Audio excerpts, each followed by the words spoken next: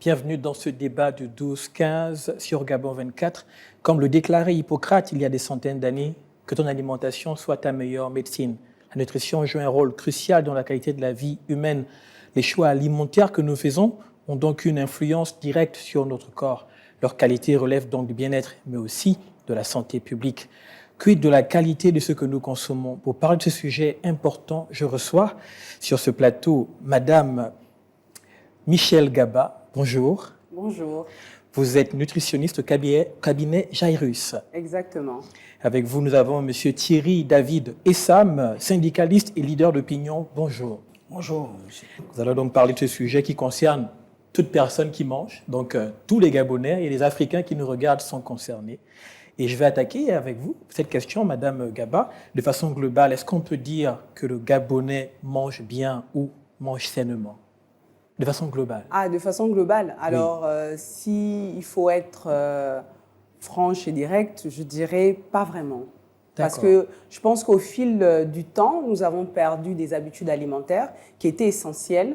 Déjà, il faut savoir que c'est quoi la nutrition? La nutrition, en fait, il faut savoir que c'est l'acte de manger pour nourrir en fait mes organes, pour que mes organes aient un meilleur fonctionnement. Donc c'est ça en fait l'acte de manger, c'est-à-dire que je vais apporter de l'énergie à mon organisme pour que mes organes se régénèrent d'une manière saine. D'accord. Donc, mais vous avez dit on a perdu ces habitudes. Est-ce que donc on considère que c'est quelque chose qu'on faisait mieux avant que maintenant? Ben, écoutez, paradoxalement, au fur et à mesure des années, je me rends compte que nos grands-parents ou nos arrière-grands-parents avaient du bon sens. Vous voyez? Et aujourd'hui, quand on compare un peu la manière dont nous mangeons, ben, on a perdu ce bon sens-là parce qu'on a voulu, je pense, s'occidentaliser, ce qui est une bonne chose, mais en même temps, on perd aussi quelque chose, en fait, qu'on veut être, entre guillemets, dans la mondialisation alimentaire. Donc oui, nous avons perdu quand même ce bon sens-là et des bonnes habitudes de base qui étaient là. Nous avons perdu. D'accord, Monsieur Essam, vous êtes un habitué de ce plateau, vous représentez l'opinion de plusieurs. Est-ce que le Gabonais au quartier a le sentiment que ce qui vient dans son assiette le protège et que c'est quelque chose qu'il peut consommer de façon sûre? Mais pas du tout. Et tout à l'heure, la nutritionniste le disait déjà, et que l'alimentation doit tenir compte d'un certain nombre d'aspects. Parce qu'il y a un lien intimement entre la nutrition et la médecine, c'est-à-dire votre niveau de santé. Malheureusement, ce niveau de santé dépend également de votre pouvoir d'achat, de vos revenus. En effet. Et dans tous les cas, le plus grand nombre de Gabonais, du moins des laissés pour compte sociétaux, les marginaux de la société comme nous autres, eh bien, nous consommons des aliments certainement pas capables d'arriver à nous maintenir en parfaite santé. Or, l'alimentation est un véritable art. Oui. Hein, et vous savez très bien, pour les maîtres de l'alimentation, ce sont les épicuriens. Donc, c'est des gens qui ne mangent pas n'importe quoi, qui ne mangent pas n'importe comment, parce qu'ils savent l'incidence de l'alimentation sur le plan physiologique. Ils savent très bien qu'il y a un certain nombre de pathologies, un certain nombre de maladies, de parasites liés justement à une mauvaise alimentation, une alimentation non rationalisée. Mais malheureusement, pour ceux qui n'ont pas de revenus, eh bien, ils n'ont pas d'autre choix que de consommer, et ceux qui ont la possibilité de consommer. C'est malheureusement ça là l'incidence. Mais donc vous dites que c'est une affaire d'argent, mais comment faisaient ceux dont elle parlait tout à l'heure, qui n'avaient pas beaucoup de moyens, mais qui mangeaient mieux, 30 ans, 40 ans auparavant? Alors justement, vous savez, quand j'ai fait le choix, parce que c'est pas commun de prendre cette profession, donc quand j'ai fait le choix de choisir cette profession, donc c'est vrai que ma famille n'a pas compris. Oui, mais bon, tu vas aller exercer au Gabon, ben, quel est le Gabonais qui va te suivre et quelles sont les nouvelles habitudes que tu vas mettre en place? Parce que justement aussi, il y avait ce problème, cette barrière, cette limitation qu'on a tous en parlant que ben, financièrement, les gens ne vont pas te suivre parce que les gens, entre guillemets, dans la masse, n'ont pas les moyens de suivre une nutritionniste et les conseils. Mais en fait, c'est que je reviens simplement, c'est pour ça que je voulais aborder ce sujet en disant que nous avons perdu. Vous savez, c'est pas une question de moyens. Bien s'alimenter, c'est pas une question de moyens. Et j'essaye vraiment au cabinet de faire passer ce message-là. Vous pouvez aller au marché, vous avez par exemple votre sanguis, vous avez vos aubergines, vous avez votre folon, vous pouvez faire votre bouillon de poisson avec du gombo tout simplement. Donc vous voyez que choisir de bien manger, c'est pas une question de moyens. Mais par contre, c'est qu'on remarque, par exemple, comparativement, vous allez voir que par exemple, aux États-Unis, c'est les personnes qui ont plus de surpoids, qui mangent excessivement, c'est souvent ceux qui ont très peu de moyens. Absolument. Vous voyez? Donc, finalement, on en revient à dire que c'est une prise de conscience personnelle. Je peux manger sainement, même si j'ai un petit budget, mais je peux acheter mes aubergines, je peux acheter mon poisson, je peux aussi, en plus, ce qui est bien, c'est que quand on suit votre alimentation, vous faites des économies. Mais souvent, les gens ne le comprennent pas parce que vous allez enlever tout ce qui n'est pas bon. Par exemple, les sodas. Vous allez éliminer vos sodas de l'alimentation parce qu'il y a des gens qui ont un budget quasiment de 100 000 par mois pour acheter les sodas tous les jours. D'accord. Et on ne se rend pas compte. D'accord, mais monsieur Essam, est-ce que si on s'appuie sur ce que la dame vient de dire, c'est donc une mauvaise habitude de la part des consommateurs? C'est plus donc une affaire de volonté, c'est-à-dire le Gabonais devrait apprendre à mieux manger et à faire des bons choix plutôt que de condamner les riches et les pauvres et considérer que c'est une affaire de classe sociale. L'alimentation est véritablement une question de classe sociale. Pour la simple raison que je vous le disais tout à l'heure, que l'alimentation a une incidence sur votre caractère, sur votre psychologie, mais également sur votre état de santé. Et l'état de santé et des personnes qui choisissent une alimentation peut rationaliser. Je vous dis, il y a un véritable lien avec le moyen. Lorsque vous arrivez à voir les personnalités de l'Afrique de l'Ouest, vous allez vous rendre compte qu'ils ont une alimentation assez boulimique, avec remplie de plusieurs graisses, etc. etc. Oui. Mais je vous dis, pour les nantis, ceux qui ont des moyens, ils savent ce que c'est que l'alimentation. Ils savent que une affaire d'éducation aussi, l'éducation énorme, des coûts énormes sur leur santé. Oui, oui. Et comme ils ont des moyens, ils ne blaguent pas avec ça. Ils mangent une alimentation équilibrée. Je vais vous prendre l'exemple pour être terre à terre. Le pain qui est consommé par le plus grand nombre de personnes, des laissés pour compte sociétaux comme nous, j'insiste, qui est à 150 francs, je crois, 150 ou 125 francs. 150 désormais. Vous ne verrez jamais un aristocrate, un bourgeois ou plutocrate manger ce pain. Qu'est-ce qu'il mange Parce alors? que c'est que dans ce pain-là, il n'y a pas la qualité. Vous savez, même la levure, elle doit être mesurée. Les ingrédients, le contenu. Donc c'est le pain du pauvre? Vous voulez dire c'est le pain du pauvre? C'est le pain du pauvre. Je vous dis, les riches Gabonais ne mangeront jamais ce pain de la boulangerie. Ça, c'est un point. Ensuite, les nantis ont, comme elle le disait, une alimentation est caractérisée par une recherche d'une bonne alimentation. Et c'est pourquoi je disais que l'alimentation est un art. Et les épicuriens connaissent qu'on ne mange pas n'importe quoi, on ne mange pas n'importe comment, on ne mange pas n'importe où, on ne mange pas pour satisfaire l'appétit du ventre. Non, on mange pour arriver à maintenir son rythme cardiaque, arriver à éliminer un certain nombre de graisses. Essayez de voir un peu si on essayait de faire un peu une autopsie sur les maladies tropicales actuelles. En effet. Les hypertensions, les filaires, beaucoup liées à l'alimentation. Vous allez vous rendre compte que toutes ces pathologies sont liées à l'alimentation. En effet. Et c'est très important d'avoir de tels médecins. Moi, je les appelle les médecins parce que les nutritionnistes également sont des médecins. Parce que c'est une science. Manger est une science. Oui, mais pour arriver à bien manger, je vous dis, il vous faut un minimum de moyens. Vous n'allez pas demander à un chômeur d'arriver à être un végétarien alors que le bon monsieur, il est derrière sa maison où il peut facilement s'attraper un porc-épic. Ou bien... On pourra aborder cet aspect de végétarien plus tard. Mais madame, au Gabon, voici ce qu'on retrouve le plus souvent le matin, le petit déjeuner. Petit déjeuner, si on peut appeler ça comme ça. On parle de gâteau bédoum, on parle de haricots, on parle de coupé-coupé, et ainsi de suite. Est-ce que ce sont des choses qui sont bonnes pour la santé et qui sont le plus souvent à la portée des Gabonais? D'accord. Alors, comme je disais, c'est d'abord... On en a parlé vaguement, c'est d'abord une question d'éducation. En fait, si le maximum des personnes prenaient en compte que ce que je vais mettre en bouche va avoir un impact sur ma santé, beaucoup en fait feraient des meilleurs choix. Mais malheureusement, en fait, la masse ne comprennent pas l'enjeu de de l'acte de manger. Donc pour eux, ils mangent parce qu'ils ont faim. Il faut savoir que la faim, c'est simplement un signal que le corps envoie en disant que l'énergie disponible, là, immédiatement, il ne l'a plus. Donc ce signal-là, donc les gens, en fait, dès qu'ils ont faim, ben, ils vont manger ce qu'ils vont trouver à portée de main. Alors qu'une alimentation doit être organisée, doit être disciplinée. C'est ce qu'on appelle le rééquilibrage alimentaire. C'est-à-dire que le matin, je ne peux pas me lever sans savoir ce que je vais manger. Voilà, c'est-à-dire que finalement, après, c'est l'environnement qui va avoir de l'impact sur mes choix. Parce que moi-même, je ne les ai pas faits. Donc, automatiquement, je vais me retrouver, j'ai faim, donc je vais manger les bédoums, je vais manger les gâteaux, je vais manger des coupés avec le pain et l'aromagie. Et le piment. Donc, vous voyez que finalement, ben, comme j'ai faim, ben, je vais satisfaire ce besoin-là immédiatement et il n'y aura pas d'organisation.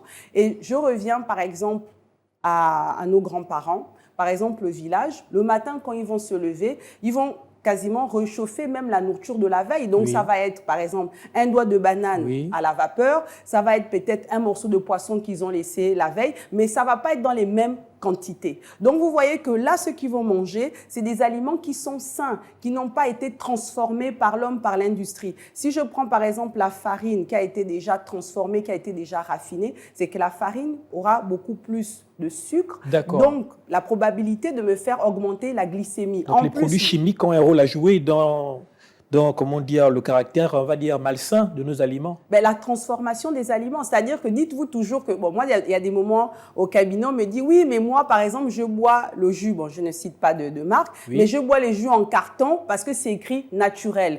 Alors, je leur dis souvent, ben, tant que c'est passé par la main de l'homme et que ça a été transformé, il n'y a plus rien de naturel. Voilà. Donc, il faut toujours savoir que ce que je vais manger, normalement, idéalement, c'est du producteur au consommateur. Le producteur, c'est la terre, le consommateur, c'est l'homme. Voilà, sans transition au milieu, idéalement. Donc, on dit que ça doit partir de la terre pour directement arriver à l'homme.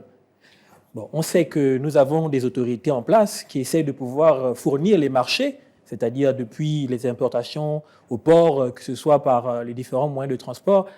Est-ce qu'on peut dire que le Gabonais peut consommer frais?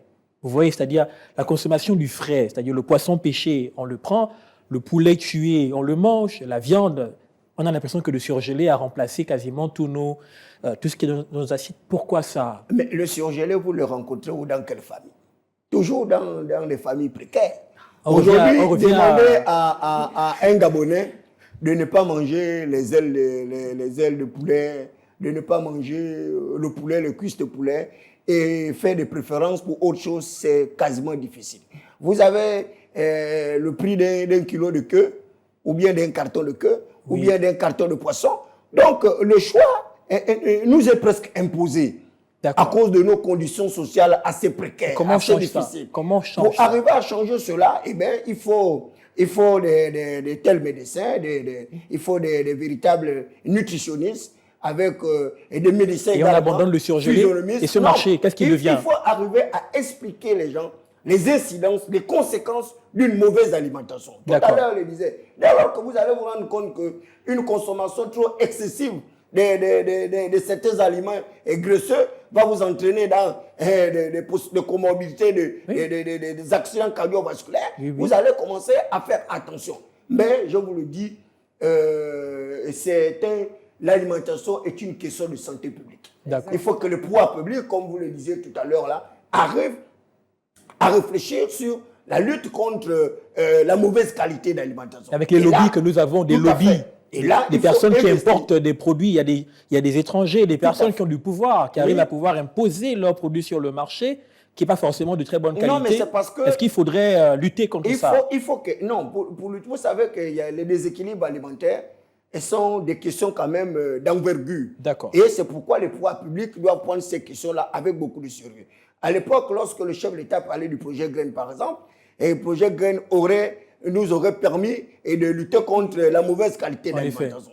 Parce qu'elle nous aurait permis de rechercher l'autosuffisance alimentaire. Parce que l'alimentation aussi est liée à cette carence à l'autosuffisance. Or, tous les pays qui se sont développés, vous regardez un pays comme la Chine de Mao Zedong, ils ont investi dans ce qu'ils ont appelé la révolution verte. Donc, le secteur agricole. Mais dès lors que le secteur agricole est négligé, vous n'aurez jamais une alimentation de qualité. une saine alimentation. Vous devez investir également dans le développement des bovins, et donc des vacheries, tout ça là. Et donc, c'est tout un processus. Et dans ce processus-là, il n'y a que la pulsion, donc l'impulsion du pouvoir public, il n'y a que la volonté politique des personnes qui sont chargées justement d'arriver à réfléchir sur l'état de santé mentale du peuple, comment améliorer la qualité alimentaire, mais également encourager des métiers tels que nutritionniste. Je vous dis, dans toutes les familles, une personne qui embrasse la carrière de nutritionniste, on va dire non, c'est certainement une personne qui est paresseuse, alors que c'est un véritable métier, c'est une véritable discipline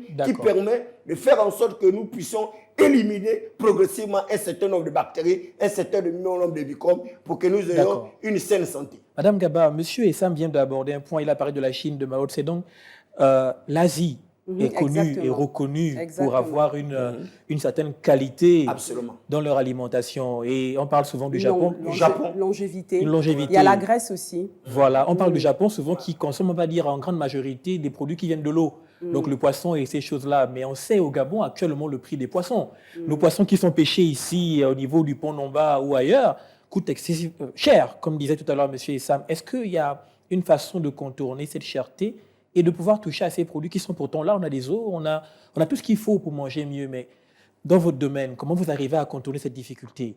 Alors, moi, je voulais quand même revenir sur un point qu'il a abordé. Vous savez, quand le pouvoir public doit éduquer la population. Donc, on éduque comment? Par des campagnes, simplement, de sensibilisation. Donc, ces campagnes de sensibilisation, parce que, comme on dit, quelqu'un qui sait, c'est quelqu'un en fait qui a maintenant la maîtrise de ses choix. Mais quelqu'un qui ne sait pas, il va faire simplement le choix le plus accessible. Donc ça, c'est après...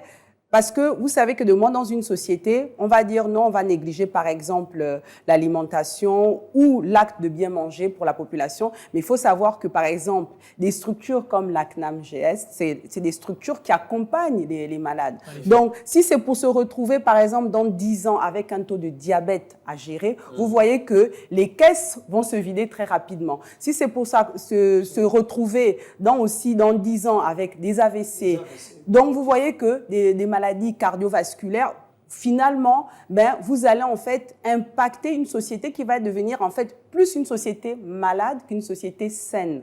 Vous voyez? Donc finalement, c'est aussi une volonté publique, enfin politique aussi, de mettre aussi ces moyens d'accompagnement pour que les gens en fait comprennent l'impact de l'alimentation.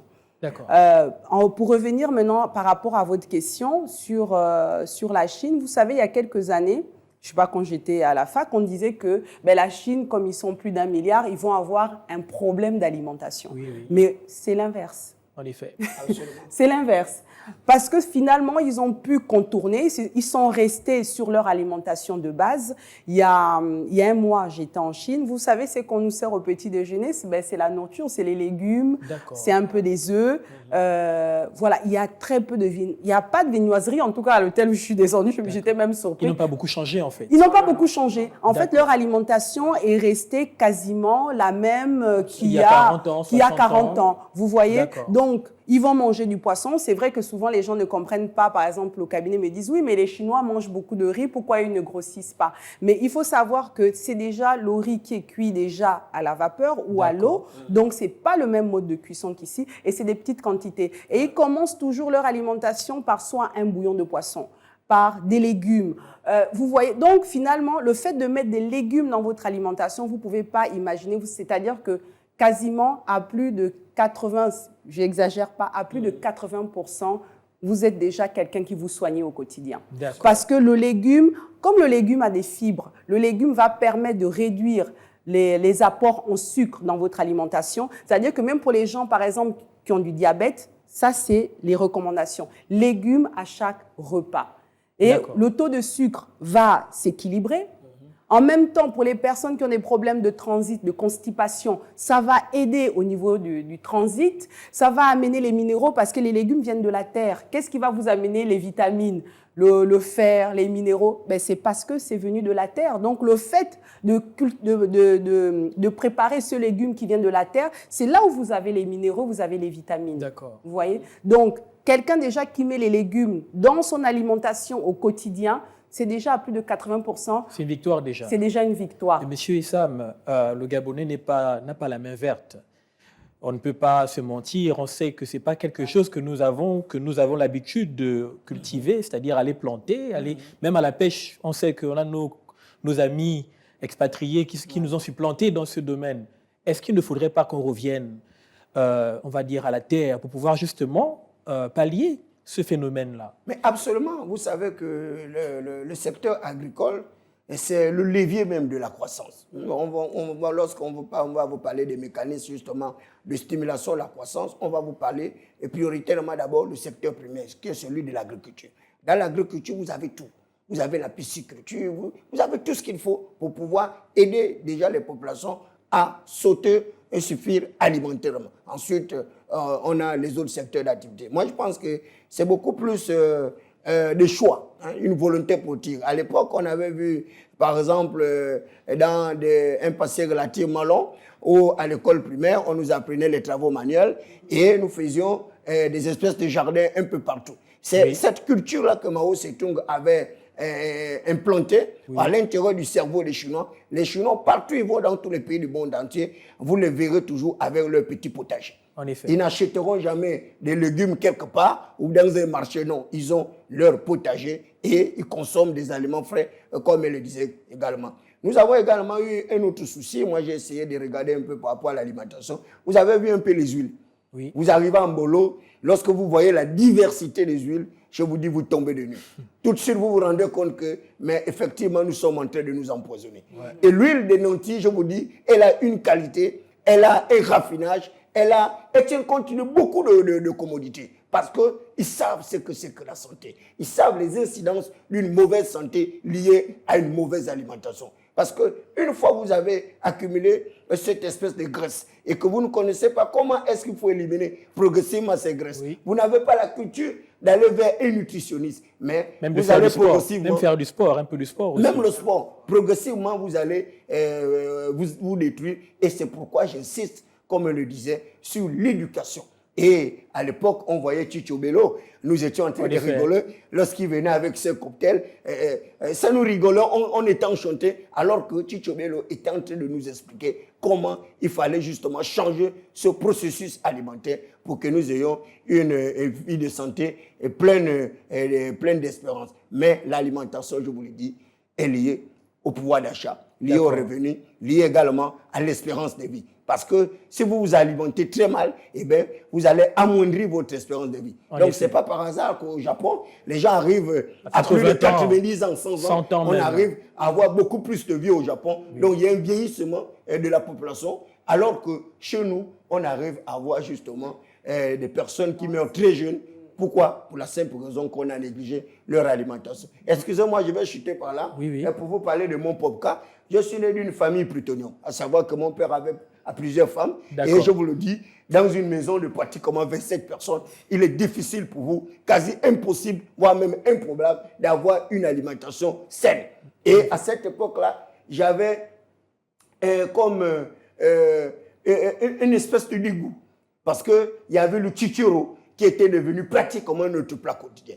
Et ce qui fait qu'avec la pratique, lorsque j'ai commencé à avoir un peu de moyens, dès que je voyais quelqu'un manger ce poisson-là, tout de suite, j'ai quitté le restaurant parce que ce poisson me rappelait justement les mauvaises conditions dans lesquelles j'avais grandi avec ma famille, dans une famille assez précarisée parce que nous étions très nombreux. Et quand vous arrivez comme ça, avec une famille de 20-30 personnes, je vous dis, c'est un véritable défi pour arriver à manger de manière rationalisée. D'accord. Madame Gaba, on va chuter. Nous sommes arrivés au terme de l'émission. On a compris la préoccupation de Monsieur Issam. Mais qu'est-ce que vous pourriez passer comme message là, comme dernier mot aux personnes qui nous regardent, qui sont les premières concernées quand on parle de consommation et d'alimentation? Alors, c'est vrai que je vais juste rebondir un peu par rapport parce qu'à chaque fois, il indexe les nantis. Vous savez que tout est question d'éducation. La semaine dernière, j'ai eu une dame qui est venue en consultation. Donc, elle était toute fière et toute contente de me dire qu'elle cuisine tout à l'huile d'olive. D'accord. Et elle frit, enfin, son poisson tout à l'huile d'olive. Et donc, alors je lui ai dit, mais madame, alors quand vous entendez l'huile d'olive, c'est quoi? C'est l'huile. Donc, il y a l'huile. Donc, en fait, que ça soit l'huile d'olive, l'huile d'arachide, l'huile de colza, en fait, c'est la quantité qu'il faut diminuer. Il faut se rationaliser. C'est-à-dire que ce n'est pas parce que l'huile, entre guillemets, a des vertus qu'on doit en consommer excessivement. Sinon, ça ne sert à rien. Et je reviens encore sur les bases alimentaires. Nos grands-parents ne consommaient pas autant d'huile. Vous savez, la dernière fois, j'étais dans une zone industrielle, je ne citerai pas de nom. J'ai vu tout un conteneur de 20 ou 40 pieds, mais rempli que de mayonnaise. Et je me suis dit, mais comment on peut accepter... Enfin, donc, ça veut dire que les gens consomment autant de gras. Autant de gras. D'accord. Malheureusement, nous ne pouvons pas continuer ce débat. Nous sommes arrivés au terme. Toute cette semaine, on va aborder ces points qui sont importants. Surtout sur la santé. En effet, pour la santé des populations. Merci encore d'avoir accepté notre invitation. Merci. Je rappelle que vous êtes Madame Michel Gaba, nutritionniste au cabinet Jairus. Et vous êtes Monsieur Thierry David Essam, syndicaliste, leader d'opinion. Absolument. Merci encore. Merci à vous. Merci infiniment. Nous sommes arrivés au terme de ce débat du 12-15. Restez connectés, l'information continue sur Gabon 24. Au revoir.